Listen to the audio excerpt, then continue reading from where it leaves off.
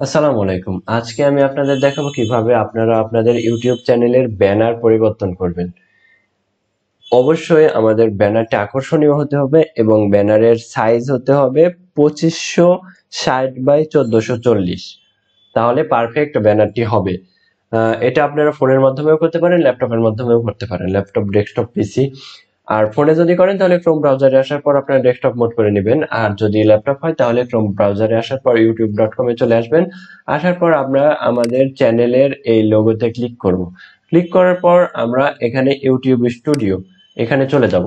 YouTube স্টুডিওতে চলে আসার পর দেখুন একটু লোড নিচ্ছে। লোড নেওয়ার পর আমাদের এইরকম একটা ড্যাশবোর্ড কিন্তু চলে আসবে। একটু অপেক্ষা করুন, আমার নেটের একটু সমস্যা হচ্ছে। এরকম একটা ড্যাশবোর্ড চলে আসবে।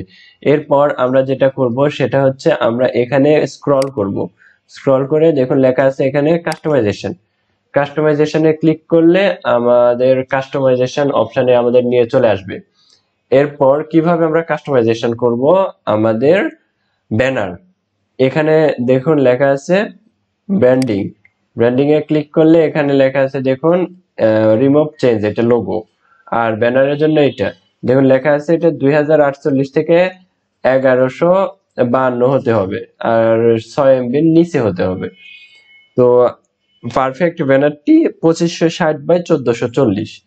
আমরা এখানে চেঞ্জ চেঞ্জ লেখা আছে, চেঞ্জ লেখাতে ক্লিক করব। এরপর যেখানে আমাদের ব্যানারটি আছে সেখান থেকে ব্যানারটি সিলেক্ট করব। এরপর ওপেন করব, তাহলে আমাদের ব্যানারটি কিন্তু এখানে সিলেক্ট হয়ে যাবে। এরপর আমাদের শো করবে কতটুকু, এটা আমরা সিলেক্ট করব। সিলেকশন টুলে গিয়ে আমরা এই অবস্থায় সিলেক্ট করলাম। এরপর ডান দিয়ে দিই। ডান দিয়ে দিলে দেখুন আমাদের এটা সেভ হয়ে যাবে। এরপর যদি আমরা আমাদের চ্যানেলে চলে যাই, আমরা আমাদের ব্যানারটি দেখতে পাবো।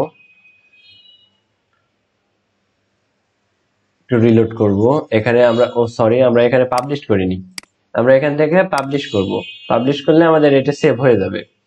এরপর আমরা যদি আমাদের ইউটিউব চ্যানেলে চলে যাই তাহলে আমরা আমাদের লোগোটি, ব্যানারটি দেখতে পাবো। চলুন রিলোড করি, রিফ্রেশ করি। রিফ্রেশ করলে আমাদের এই যে ব্যানারটি কিন্তু চলে আসছে। এরপর আমাদের কাজ শেষ। তারপর যদি আপনাদের কোনো সমস্যা হয় অবশ্যই আমাকে জানাবেন। দেখুন আমাদের ব্যানারটি কিন্তু পরিবর্তন হয়ে গেছে। আজকের জন্য এই পর্যন্তই। আল্লাহ হাফেজ।